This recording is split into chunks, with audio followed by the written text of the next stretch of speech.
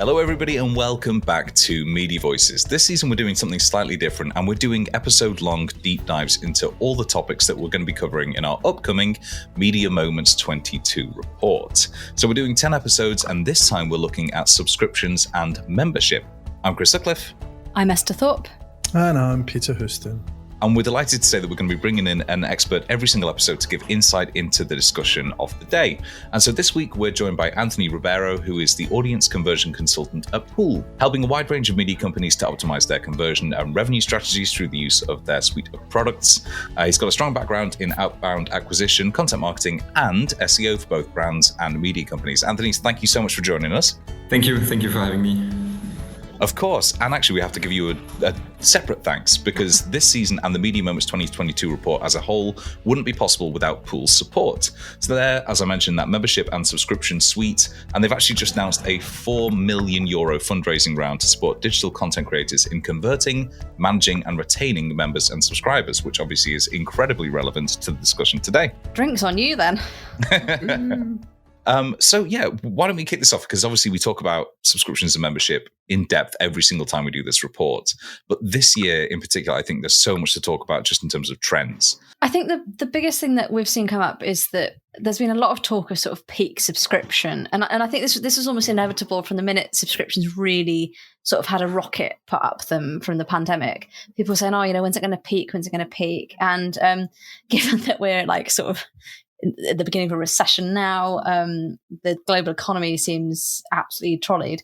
Now is the time that people seem to sort of be saying, well, are we actually now reaching that point of peak subscription?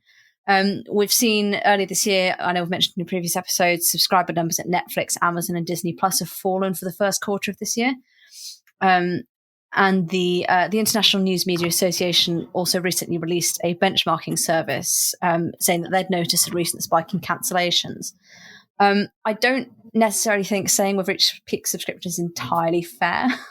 Over to the rest of you, because I'm just putting one side out there. I don't necessarily agree with it.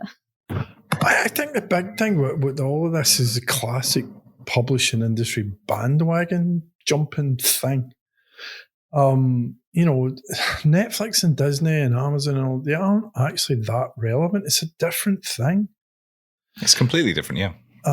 So the fact that everyone goes, oh my God, Netflix lost subscribers, it's just kind of nonsense. The real point is growth was so big through the pandemic that now it's kind of just returning to normality. And that's where people have got to be, they've got to be realistic. There's not endless growth in these markets. You can get so many people in and then you can maybe find some new ones, but it's really, and I'll talk about this in a bit, but it's all about keeping the ones you've got. So Anthony, from what you've seen, is it the case that we're now in that kind of regression to the mean phase? And how did we actually manage to capitalize on those past couple of years of huge subscription growth? Yeah. So, to me, I think there's like two key revenue changes for, at least for publishers, not necessarily for, digital subscription at large, but for media companies. I think there are two things. There was clearly a rush to use a subscription model because of the peak of the pandemic, the peak of in terms of audience and so on, and also the urgency to develop a more predictable and sustainable revenue stream. So there was that, and also a lot of competition from the companies you just mentioned, but subscription at large, music, entertainment, even food. Many new things that weren't there before. And also the advertising revenue have kind of fluctuated and it's, can be threatened. Of course, it's not 100% reliable. So there was, to me, those two things that were really important over the last couple of years. And now these companies are starting to diversify. And in particular, one thing I find interesting, and that's also the case for Netflix, for example, is mixing the revenues between advertising and subscription. I knew Peter was going to start nodding at that. That's always been Peter's thing, is that mix of revenue. Have we seen then a sentiment shift and a wider recognition, not just among the kind of those entertainment subscriptions, but some of those news-led subscriptions, that you can do both? To me, I think that's really the case now. It's more and more important. Medias are starting to go there. It's not 100% done. I would say it's still ongoing. Doing thinkings and all. Probably for some more advanced media in terms of strategies, they want to go there. But you need also to, I think, to me, it's really a matter of targeting the right audience and sending them the right, pushing them the right offer. Someone who goes to your website once a day, once every 2 days, that's really engaged. You can push them like a premium offer, or you can start with a simple offer and then try to offer some, more benefits, less ads and all. But for someone who doesn't come that often to websites, you still want to offer some, like cheap subscription, for example, and then you can push ads. And what's really interesting with that is that once you push, subscription, like cheap subscription, quote unquote, but also registration, like free registration, then you know your audience better. And then so you have data, way more data, you have way more knowledge to your audience, and then you can start pushing paid subscription. So one of the things, so we spoke to Toolkit's Jack Marshall earlier this year, and one of the things he said about this rush to subscriptions is that there were probably quite a few publishers who launched subscription models that maybe they weren't quite right for that particular publisher.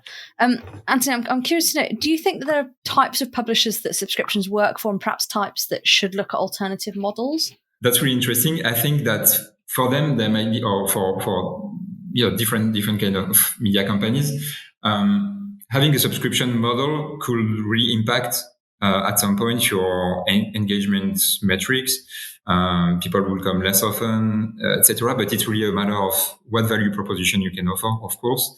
How are you different from the competition? But yeah, for some media, as Quartz did, for example, they really focus on premium newsletters, which is, I think, a good strategy. They can go with sponsored content, affiliation links.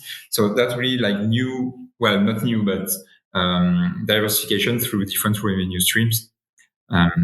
That's work really, and that can work along a subscription, but only for your super fans. You go like extra features, some tech savvy media or audiences could like to have a premium Discord server open, for example, community features, things like that.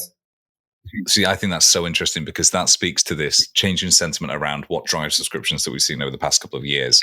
Whereas once it was exclusively, people pay for that hard news, and now we're going back to what's driving it is being extras as well. So if you look at what's driving the NYT, it's crosswords, it's cooking, it's that parenting vertical that they have now. Peter, where do you see we are in terms of, using subscriptions to maybe subsidize the news rather than making the news the product that people subscribe to? I think you're right. I think it's about evolution rather than what before seemed to be like revolution. So now New York Times are bored talking about, but adding that. Well, then you need to bring them down, because otherwise their success means that we're going to talk about them forever. Obviously, nobody can replicate what they've done pretty much. But they are still the poster boy for some of this. Yeah, are they? No, are they? Are you saying that because of The Athletic? Yeah. Right. Okay, explain why. Fundamentally. Well, because they just bought subscribers. And they bought subscribers with Wordle, and okay, that's slightly different. But, before, so I don't know how far ahead we want to get here, but before, when people talked about subscriptions, you're right, it was, subscribe now, get the best quality content out there. And then it kind of shifted a little bit, and it became, subscribe now, become part of this community, subscribe now, support the news, and the messaging got a little bit more complicated. Now, what is the New York Times messaging? Subscribe now and get recipes, subscribe now and get Wordle, subscribe now and get sports, subscribe. What is the messaging? I think their messaging is subscribe now and get everything. Yeah, well, get all of that.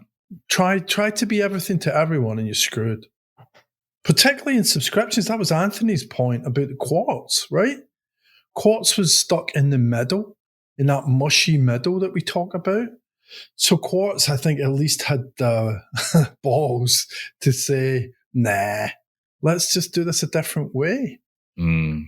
I'm not saying the New York Times is doing anything wrong. I really am. And clearly they're not doing anything wrong. Peter slams New York Times. I just don't think there's too much that other people can learn from the New York Times anymore. Mm. Okay, so where should we be looking then for some of that innovative subscription success? Okay, so I don't want to dominate this conversation, but I think people need to be looking at some of the smaller players. We had Charlotte Schaefer's on from Rolling Stone UK, and she said some really interesting stuff about niche archive content. Yeah. Now, any good publisher has niche archive content, right? Mm-hmm. And if you can use that to drive and to differentiate, again, come back to what Anthony says about differentiation. If you can use that archive content, that's something that everyone can learn from. There was a guy, I'm getting on to my moments specific thing here, but there's a guy that wrote for Editor and Publisher. And he was from the Daily Beast.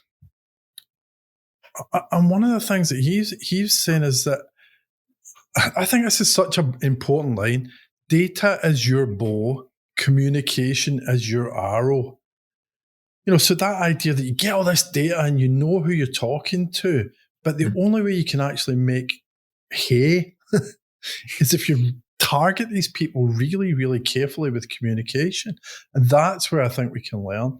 And that's from all sorts of people. Like the Guardian's done an amazing job on a different model. Mm. There are a lot of mixed metaphors in that.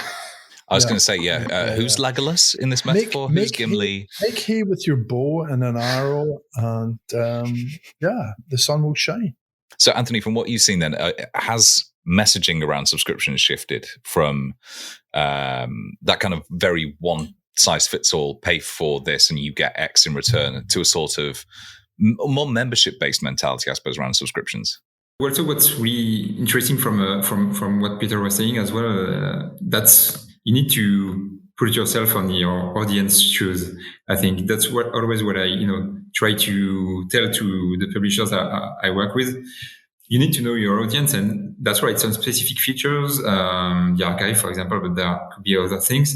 You need to know these kind of things people would enjoy paying for. Or becoming members, and then you push that to the specific segments, and that's really why also there's no one size fits all for sure, and you need to create engagement for that. Otherwise, you only have anonymous users, and from them you cannot really learn anything. People who will come from Google, from search engines, they will probably come to your website for the news. They will, be there once and then leave the site, and maybe come back later, but you don't have any info for to really know more about them and target them specifically. So engagement to me is key.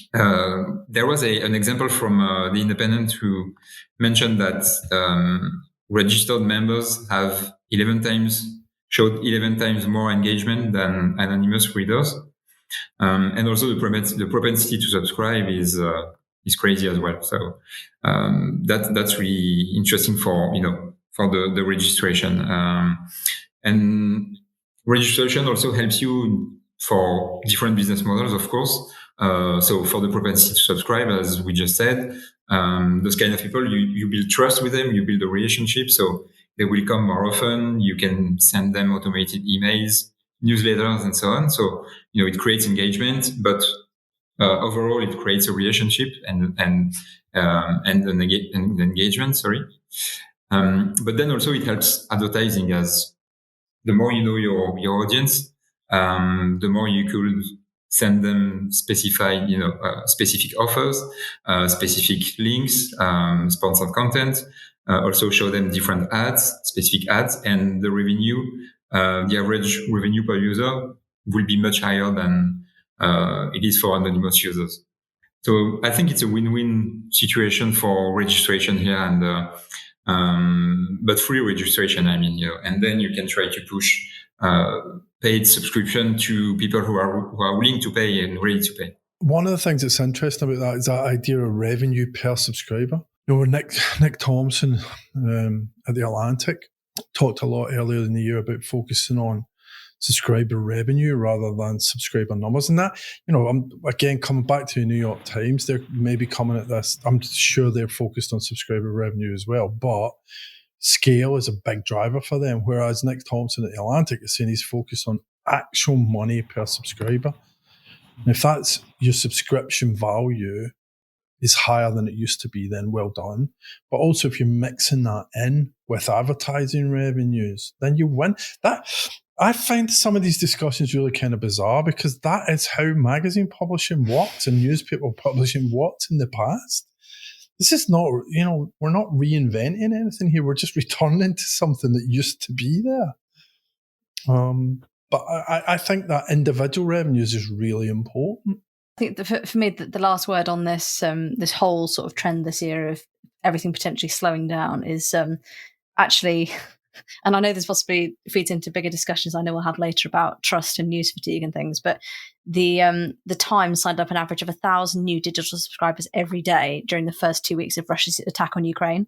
So I think if you've got good reporting, if you've got good product that people want to subscribe to, the wave is far from over. Right. And value proposition is so important because the news could be found everywhere, kind of. Well, not, all news, but the generic news can be found everywhere. It's then the opinions, the way you treat information. So there needs to be a strong relationship between, of course, acquisition, marketing, and the editorial team, of course. But do we think there is a rising propensity to pay, that people's increasing habituation to pay for stuff online is going to have a significant impact on subscriptions over the next couple of years? Are we still seeing a bit of a lag on that when it comes to news, do you think? I think there's an impact. Is it a significant impact? It's a hard one. I think, again, it depends so much on the markets. UK and the US are very different from other places in Europe. We've seen how Scandinavia, the Nordic countries, will pay more than in the UK or in the States. And I think part of that is about alternatives. In the UK, we've got alternatives for news. And we've talked about this so many times.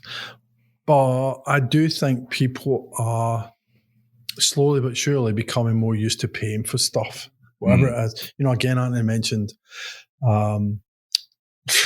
food recipes, food kits. People are subscribing to socks and food kits and your BMW heated seats now. Yeah. I've got my oh god, that's ridiculous. I forgot about that. I've got my hot sauce subscription box still. That's never going. Anthony, what outside of news are you subscribing to? Well, some French media, of course. The New Yorker also. I think, I would say to add to the discussion, I think long term, the share of of the household budget dedicated to digital subscription is gonna go up, of course, but short term with the inflation and the economic context, and also the fact that there's more and more companies that launch subscription, I think people kind of start to just to churn on some of those.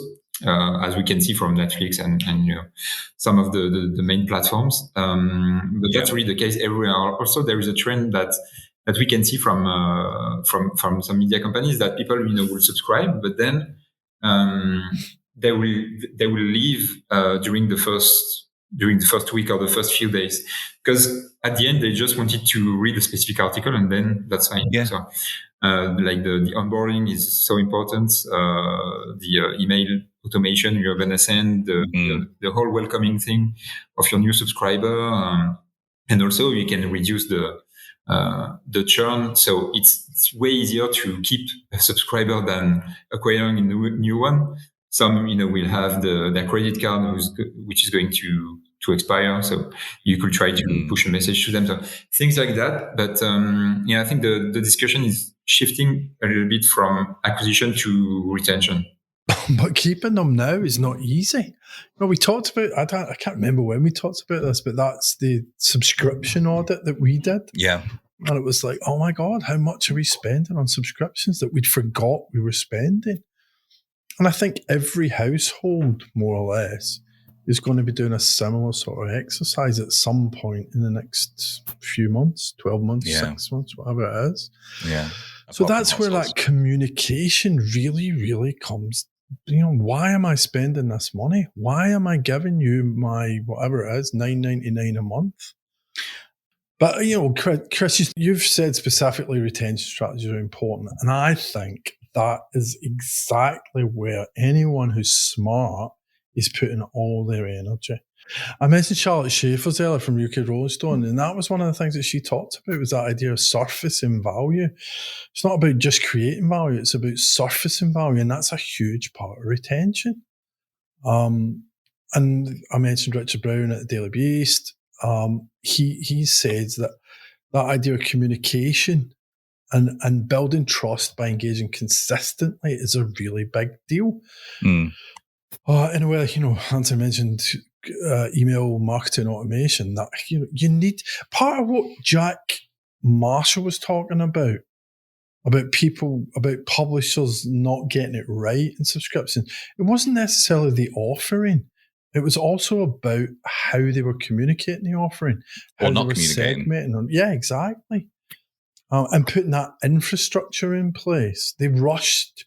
His point was that publishers rushed to put out a subscription offering. And it maybe wasn't right for the audience because it wasn't targeted properly, it wasn't communicated properly. Maybe the elements that made up the subscription or membership weren't exactly right for the audience. The data and the insight hadn't been looked at properly. So I think that idea of keeping it simple, communicating your value and building trust by engaging consistently is massive, but also the idea of evolution.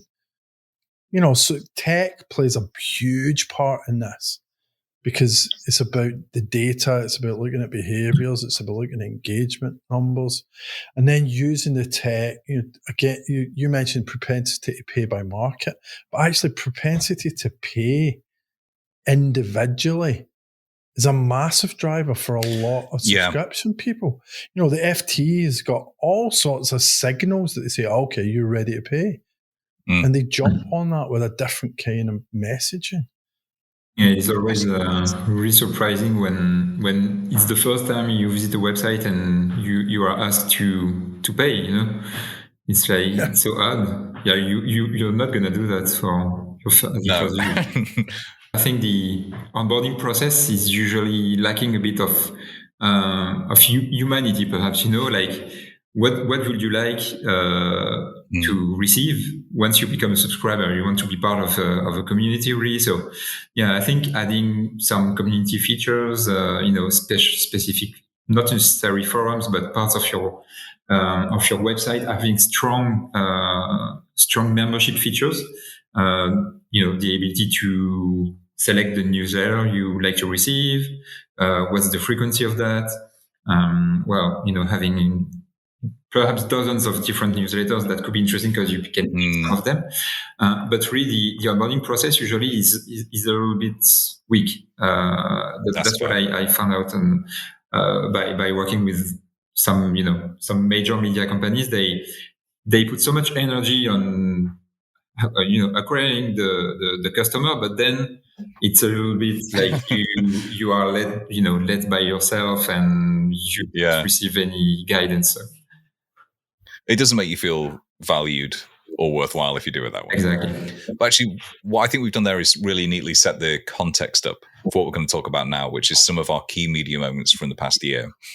And I was really interested earlier to read about some of the different reader revenue strategies that publishers across Europe are putting in place for some of those audience cohorts who don't necessarily already pay for news or aren't willing to pay full price, let's say, for a new subscription.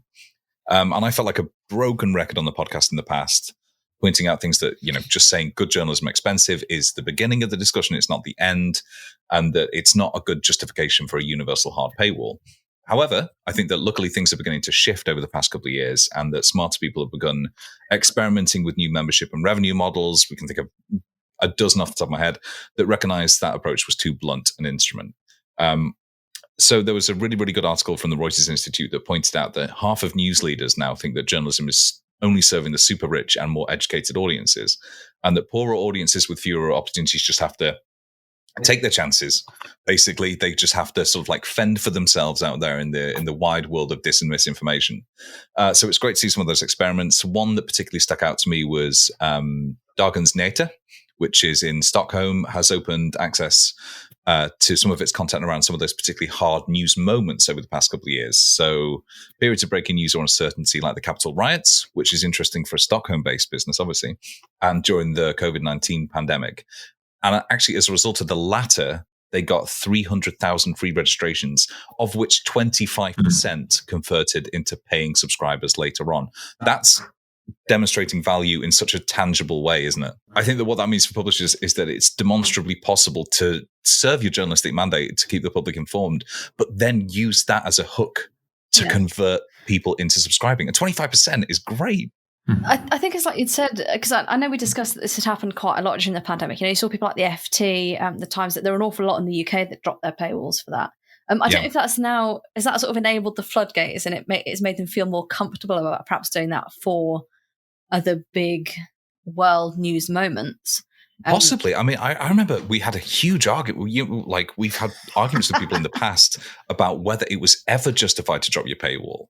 Not like as a, justified to drop your paywall in terms of like, a significant news event, but ever, which I thought was such a ridiculous absolutist view of that.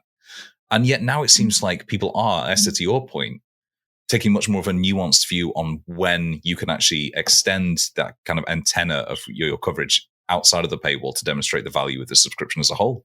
About the Air magazine case study was what's really interesting for them, that they wanted to go for a strong subscription strategy, but of course they were at the same time scared of bringing their advertising revenue down. Of course, that's the classic, the classic discussion. So they wanted to go smooth and starting by having a really strong registration period, during which they, blocked some content,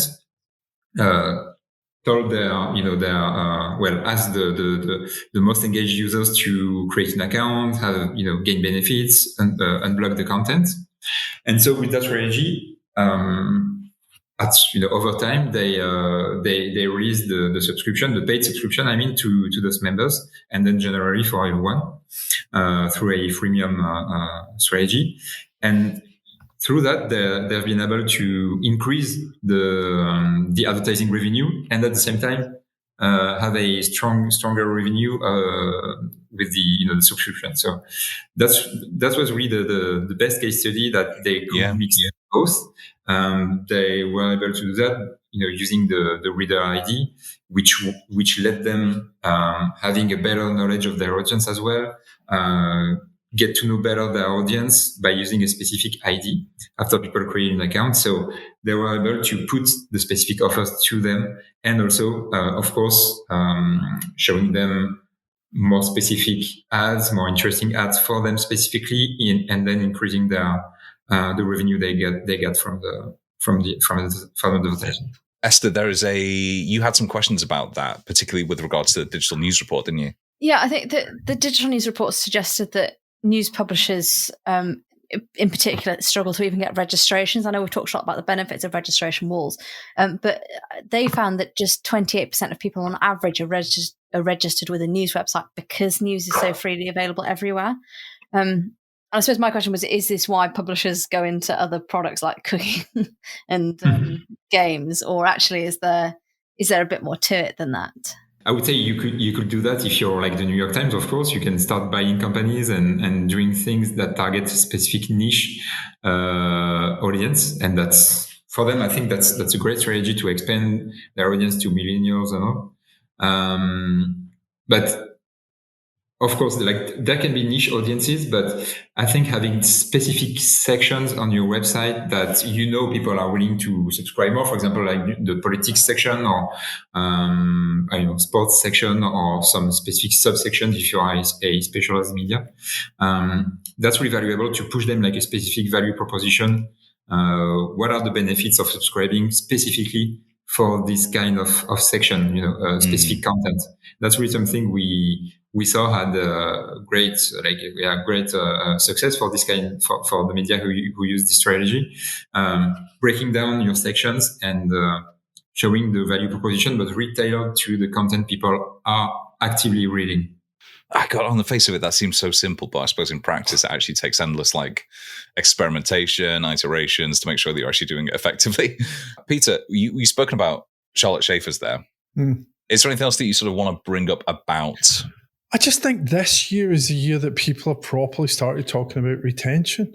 I know it came up last year off the back of they sort of coming out the other side of the pandemic and the renewals kicking in, but it's just got more and more and more important this year because of the cost of living crisis, and it is only going to get more important.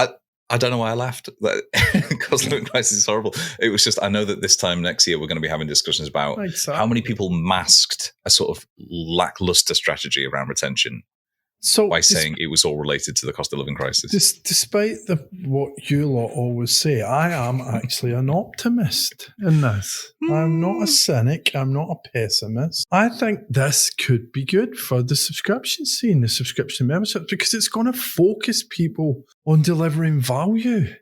It's going to focus people to talk about the value that they deliver. It's going to focus people on making new products and introducing new products.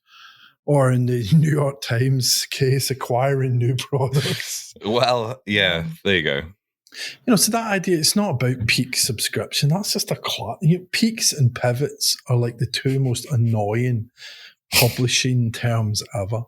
It's not about peak subscriptions. It's about, the market properly reaching a maturity that you actually have to deal with market conditions rather than just this wish fulfillment exercise that so many publishers go through. Yeah, and I think that idea of pressure on delivering value, it's a real motivation. It's a motivation for making your content as good as it possibly can be, surrounding it with services that are worth paying for, looking at your tech, looking at your messaging, just doing subscriptions properly. You want nature red in tooth and claw, but for subscriptions, don't you? But I think sustainability is a really big issue. Just because a publication exists doesn't mean it has the right to exist forever. So I think that kind of constant evolution thing, whether that's dynamic paywalls that ties into what you were talking about a second ago, or whether it's just getting a proper marketing communications program around these things. So that I don't have one moment for 2022. I just think 2022 is the year that subscription conversation actually got real. All right. See, that's interesting. And I think that what you said slightly before really ties neatly into Esther's, because we've spoken about the NYT quite a lot early on. But what was it about their strategy this year that you think makes it deserving of being a media moment that'll go in the report? Well, I didn't think we were going to talk about the New York Times. That was all organic conversation. So I thought I had to include it as my media moment because we couldn't discuss subscriptions and not talk about the New York Times because they are, whether we like it or not, the dominant publisher in terms of a strategy. And actually, this year they had a big moment in particular when they acquired The Athletic. After a lot of kind of backwards and forwards, The Athletic were in talks with all sorts of people about a potential acquisition. And then the New York Times sort of went, a bit will they, won't they? And then they acquired them, which helped them reach their goal of 10 million subscriptions ahead of schedule, apparently, because The Athletic had 1.2 million on their books. Peter is doing some significant air quoting there for the listeners' benefit. So when I was researching this, I actually got quite confused because their most recent earnings report said that their subscriber numbers now stand at 9.17 million. And I thought, that's quite a way off 10 million. But actually what they're doing now is they're distinguishing between subscribers and subscriptions So you can have a subscription to their news product and a subscription to their cooking product. And that's 2 subscriptions, but you are 1 subscriber. And actually, that is quite an important distinction if you're offering those multiple products, because you can't just you can't inflate all the numbers to help you say you've reached a certain goal. Actually, it is important to distinguish between how many individual people do you have on your books. And it goes back a bit to the revenue thing. Again, if you've got somebody that's taking out 2 or 3 subscriptions with you, they're an incredibly valuable person to have on your books. Well, actually, Anthony, I know you touched on this before, but you would say, I think, that it's more important to have a sort of smaller, more engaged core of subscribers, isn't it, than kind of that fly-by-night mass market appeal? Targeting your fans and your super fans like that is always a good idea, I would say. What is also a trend I kind of noticed is that you start by offering a really standard subscription, like a cheap subscription, and then you can do some upselling. Absolutely. And I think that's quite a nice way to round off the discussion there, because that is such a fundamental approach to doing subscriptions well. And it doesn't matter which year we were doing that, that would always be kind of the core component of what it means to do subscriptions and membership really, really well. Well, thank you so much to Anthony for joining us on this special episode of Media Voices. Thank you so much for coming on and actually sharing some of your expertise. And additionally, thanks to Pool, Membership and Subscription Suite, for sponsoring this entire season of Media Voices and the upcoming Media Moments 22 report. Esther, where can people find out more about that report and, I believe, pre-register? Yeah, so if you want to pre-register to download that report, you can go to voices.media/mm22. Very nice. And if you want to find out more about Pool itself, you can go to POOL.tech. That's pool.tech. And we're going to link to them from our show notes as well at voices.media. Well, next week, we're going to be back with another deep dive into a huge media topic that we're going to feature in Media Moments 2022. But for now, thank you so much and goodbye. Thank you. Goodbye.